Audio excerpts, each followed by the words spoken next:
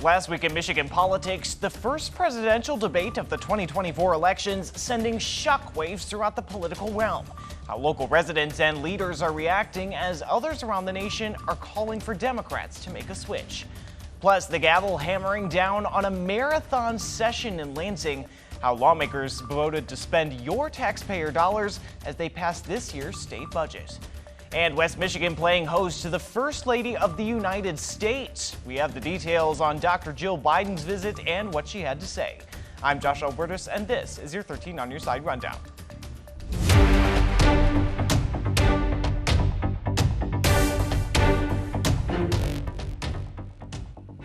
The first presidential debate of 2024 is over. President Joe Biden and former President Donald Trump trading barbs on everything from the economy to their golf games. New rules prevented interruptions and long-winded answers that plagued debates between Trump and Biden in 2020.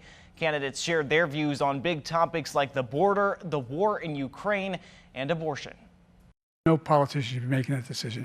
A doctor should be making those decisions. If I'm elected, I'm going to restore Roe v. Wade. Every legal scholar throughout the world, the most respected, wanted it brought back to the states. I did that. Trump's legal issues also came up in the debate, and Biden's team said he was fighting a cold, causing concerns over his health. And political fallout has continued following that debate that now has some calling for President Biden to drop out of the race. We bring you the latest on what's happening here in Michigan and around the country. A political earthquake shaking even the top tiers of the Democratic Party in the race for president. Current President Joe Biden facing calls to decline the Democratic nomination after Thursday's presidential debate, in which he seemed to have trouble at times finding his message. With dealing with everything we have to do with, look, if we finally beat Medicare. Many Republicans using the president's performance as a tool to portray Biden as an inept leader. It's scary as Americans to see that this guy actually is supposedly leading our country right now. Many top Democrats, however, circling the wagons, hoping to reassure the public of the president's ability to succeed. The stakes of this race couldn't be higher, and the only Democrat who's ever beaten Donald Trump is Joe Biden. He is our candidate for November, and he has the best shot to beat him. But according to CBS News, a new poll out from the network and YouGov showing a double-digit increase from just weeks ago in respondents in the president's own party who do not believe he has the mental and cognitive health necessary to serve. Here in West Michigan, Representative Hillary Skolton, who's in a race to ensure her own re-election in this key swing district, acknowledging the situation. I'm not a presidential advisor. Certainly, we have heard the concerns from people who, saw the president on Thursday night. I felt concerned and raised those concerns. But also turning to what she saw as a concerning performance from Biden's top challenger. But I'll tell you, I was also concerned by the lack of concern in the media over the fact that the former president, Donald Trump, did not commit to accepting the results of the election. When asked by one of the moderators of Thursday's debate whether he'd accept the results regardless of who wins, Trump said he'd accept the results on the condition that it is a, quote, fair and legal and good election. What she sees as the former president's non-committal and other circumstances surrounding Trump, Skolton said, should raise alarm bells of their own. But for many Republicans, they consider the debate a success. The people in the middle, the people who are having problems affording groceries and utility bills, the people who are scared for their families in the crime-ridden cities throughout this country, those people that just watched what I watched and what you just watched, they're going to vote for President Trump. And disinformation. And there were also many concerns from voters over both candidates and the overall feeling the debate gave them. 13 on your side's Nathan Lee spent the day after the debate talking with people in West Michigan about it and has how West Michigan residents are feeling. They become SNL skits. It's not a good example for the younger generation. These are not the best two people in America for president. It's the day after the first presidential debate, and people in West Michigan have a lot to say about it. But with loads of misinformation, personal attacks, and concerns of an aging incumbent, Honestly, it was really hard to watch. pointing out their fiery arguments, You're the sucker. You're the loser. and false statements. We have the greatest economy in the history of our country. It gets kind of hard after a little bit because it's like watching two kids, fight with each other. They say the debate didn't bring confidence in either candidate. I think there's a point where you just need to say we're actually here to debate, not insult each other. And they're not alone. I don't think there was a winner. Professor of law Jeff Swartz has been involved in politics since the 1970s. The American people certainly weren't winners last night. He says that in the wake of the debates, he doesn't believe many people changed their minds, with Biden losing his train of thought and Trump attacking him more than suggesting policy. I really don't know what he said at the end of that sentence. It was a bad day for both, worse for Biden, but it was a bad day for both, and it reinforced the idea, I don't want either of these guys. Swartz said the debates reminded viewers of the worst in both candidates, accumulating to a messy debate on national TV. People don't have a discourse, they have combat. And in this particular case, it was better than it was 4 years ago, but it wasn't what it should be. The debates left a bad taste in many viewers' mouths across the region. Please don't fight, don't scream at each other, and they're doing that on live television. Hoping that future debates can be examples worth looking up to. We have children. Children are watching. They're listening. They're picking up on everything. We have to do better. Let's do better. And in the wake of the presidential debate performance, one name that some have speculated could be in line to replace President Biden on the ticket should he step down is that of Michigan Governor Gretchen Whitmer. But after reporting from Politico that suggested she conveyed to a top Biden campaign official that Michigan was no longer winnable for the president, she's speaking out. In a statement obtained by the Associated Press, Whitmer saying in part, quote, I am proud to support Joe Biden as our nominee, and I am behind him 100% in the fight to defeat Donald Trump. Not only do I believe Joe can win Michigan, I know he can because he's got the receipts. Whitmer also took to her personal X account, saying in part, quote, anyone who claims I would say that we can't win Michigan is full of expletive. And amid the 90-minute debate, concerns arising as to the accuracy of some of the points that were made. Casey Decker with our National Verify team was following along. He fact-checks both sides of the aisle. President Biden and former President Trump faced off in the first presidential debate of 2024, and our team was tracking the claims they made. So let's verify what's true and what's false using these sources. The debate began with a discussion of the economy and this claim from Trump about inflation under Biden. He inherited almost no inflation, and it stayed that way for 14 months. And then it blew up under his leadership because they spent money like a bunch of people that didn't know what they were doing. This claim needs context. It's true that inflation rates when Biden took office were extremely low, just 1.4% according to the Bureau of Labor Statistics, though they weren't zero, and in fact had been as low as 0.1% just a year prior. In the next 14 months, inflation rose to 8.5%. But it didn't happen suddenly, as Trump claimed. It rose gradually over time. The candidates also squared off on health care, and Biden claimed he's helped lower drug prices. We brought down the price of prescription drugs, which is a major issue for many people, to $15 for an insulin shot as opposed to $400. This claim is misleading. In 2022, Biden signed the Inflation Reduction Act, which capped insulin costs at $35 a month for seniors on Medicare. Biden appeared to misspeak when he said $15. He later corrected himself. And claiming seniors were paying $400 per shot, that's an exaggeration. A 2022 study conducted by Biden's Department of Health and Human Services estimated the average out-of-pocket cost for insulin was just over $400 per year, not per shot. Women lost the right to reproductive rights. Abortion is also expected to be a major issue for voters again this year, and both candidates accused the other of being extreme on the issue.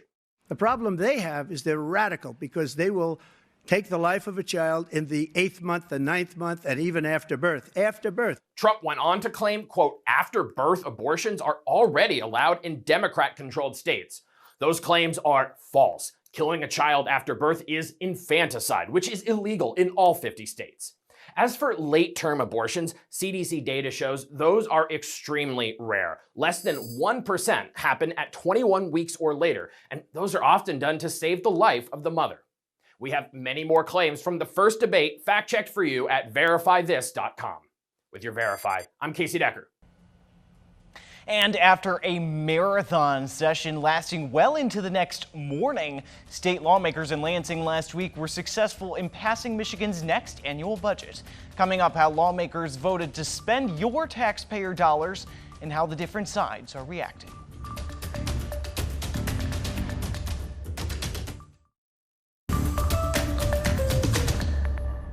At the state capitol, lawmakers in Lansing reached a budget deal after spending nearly 24 hours in session working on a final deal.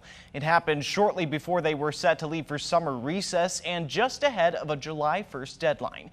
We break down what's included in the budget for West Michigan.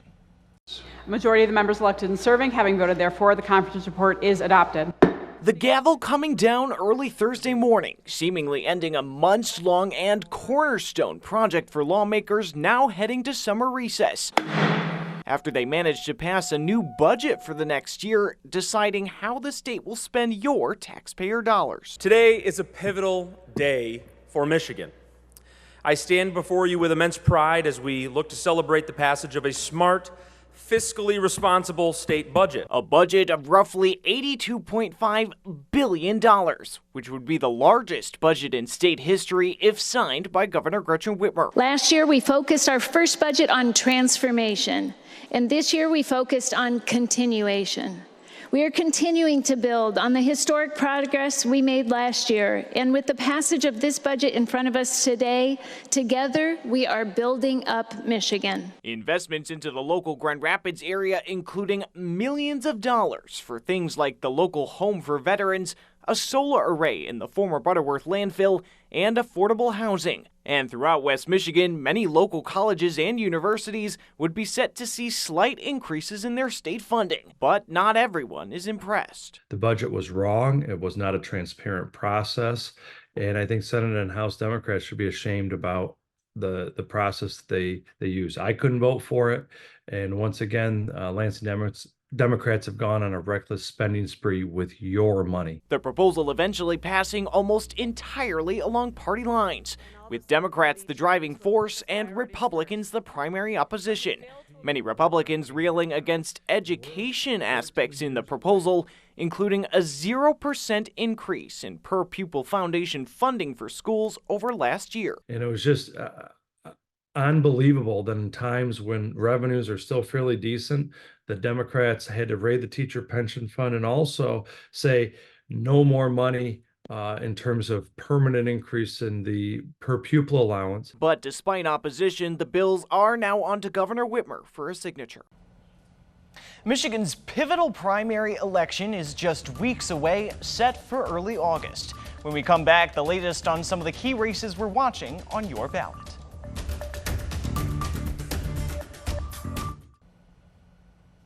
Well, the August primaries are still a month away, but one candidate in the race for Michigan's open U.S. Senate seat is reportedly already dropping millions into campaign ads for the general election. Democratic Congresswoman Alyssa Slotkin is spending $8 million on advertising in October and November, according to the Associated Press. The ad reservations include the media markets in Detroit, Traverse City, Flint, and Grand Rapids, and include advertising on multiple platforms. The soon-to-be empty Senate seat is being vacated by longtime Democratic Senator Debbie Stabenow following her retirement announcement last year. Slotkin still needs to defeat her primary opponents in August, but is considered to be the overwhelming favorite in that contest. The Associated Press reported that the National Senate Republicans campaign arm announced $100 million in ad buys ahead of the general election in key swing states, including Michigan. Leaders this week also addressing the potential renewal of the Ready by 5 millage, which will be on the ballot for Kent County voters next month. The Ready by 5 early childhood program provides funding aimed at improving childhood health, learning, and well-being. Last year, more than 14,000 children and their families participated. West Michigan Representative Skolton says childhood education is an issue close to her. As the first mom in history to represent West Michigan in Congress, early childhood education is so important to me. I have been working so hard to make sure that we have federal resources for Head Start. I advocated for that both in the 2024 and now heading into the fiscal year 2025 budget. The earlier we advocate for those resources, the more likely they are to stay in. If approved, the millage is expected to generate $8.8 million in the first year. In total, it will provide funding for the next 6 years if passed. It's been nearly 9 months since the horrific attack by Hamas into Israel that the Prime Minister's office in Israel said killed over 1,000 Israelis. Since then, the Gaza Health Ministry has estimated tens of thousands having been killed in Israel's subsequent military operations in Gaza. This past week, however, the U.S. House voted to effectively bar the State Department from citing statistics from that health ministry this coming year. Here's how that would work. If it becomes law, this amendment would prohibit funds given to the State Department through the annual appropriations bill for 2025 from being made available to cite those statistics. Republican members of Congress were the driving majority behind this approval, but some Democrats also voted in favor as well. We asked Democratic Representative Skolton, who voted for the amendment as well, why she felt it was necessary. We don't have reliable data that shows that this is trustworthy information right now. So why would we vote to send taxpayer dollars there? We've got a millage here coming up about early childhood education. We have families here who are not able to fully afford a full dose of medicine, insulin for their children, can't afford to put food on the table for their children. We have constituents who are deeply concerned about, where our federal resources are going, and making sure that we are sending it to the most reliable foreign allies is essential. Unhoused advocates are sounding the alarm as homelessness rates continue to rise in Michigan since the pandemic. When we come back, how a coalition of local governments, nonprofits, and advocates are putting federal dollars to use to house the unhoused.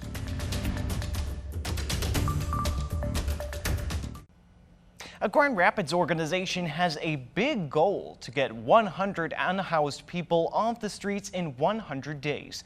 The campaign is announced by the Grand Rapids Area Coalition to End Homelessness, an organization comprised of local governments, nonprofits, and other entities that use federal funding from the U.S. Department of Housing and Urban Development. The coalition tasked with addressing homelessness in Kent County is hoping to achieve its new goal by finding permanent housing solutions and services. Coalition member and executive director for Degage Ministries, Thelma Ensink, says since the pandemic, there's been an increase in the number of people who are homeless. So groups across the country are coming together to work on a solution. She says statistics show that those in the unhoused community have higher death rates and are more likely to go to the emergency room because they aren't likely to have a regular doctor. Housing is something that is very important and it's very scarce all across our country, but specifically here in Grand Rapids and Kent County. And so we're just inviting the community to join us in this effort. There will be an opportunity for the community to volunteer to help with this initiative. You can find information on how to volunteer at 13onyourside.com. And the goal of the program is to get people in housing starting in September. First Lady Jill Biden was in West Michigan this week. After arriving at the Ford International Airport Tuesday, she stopped at a summer camp in Middleville Wednesday morning before going to Traverse City. We followed along with the First Lady's visit to Middleville and bring you the details of that visit that comes amid continued concerns for her husband's re-election campaign. Morning. First Lady Jill Biden on a visit to YMCA Camp Manitou Lynn in Middleville Wednesday after touching down in Grand Rapids on Tuesday. The First Lady speaking alongside Senate Agriculture Chair and outgoing U.S. Senator Debbie Stabenow, as Biden highlighted a summer EBT program launched by her husband's administration meant to provide qualifying families with credit to buy groceries. Summer should be a time of joy and freedom and of growing and learning outside the classroom. But for too many children, their summers are stolen by hunger. The First Lady also speaking with kids connected with wounded, ill, or injured military. I love meeting with military families and especially military kids. And I hope that you know that your president, my husband Joe Biden, really cares about military families, because we are a military family. But the trip coming amid uncertainty as to whether she and her husband will remain at 1600 Pennsylvania Avenue. A national conversation persisting around the continuance of her husband's re-election campaign. Some calling for the president to drop out of the race after his performance in last week's presidential debate. Excuse me, with dealing with everything we have to do with, look, if we finally beat Medicare. The First Lady departing Middleville without taking questions from the press pool on her way to Traverse City in the afternoon. Stabenow, however, speaking with reporters, saying she supports the nominee. I think that we shouldn't evaluate anything based on one debate. This is not about 90 minutes, it's about 4 years. And this is a president who's taken action, and I don't think we've had a better president in our lifetime for Michigan. Instead, the senator pivoting to a familiar theme among Biden's supporters, that she believes the concern should lie elsewhere. I'm appalled that we have a former president who's a convicted felon of 34 convictions, and there aren't editorial boards across this country the minute he was convicted calling for him to step down. I find that very disappointing. And that's the rundown for your week in Michigan politics. Be sure to keep up with all the top political stories of the day, both on air and online at 13onyourside.com. We'll see you next week.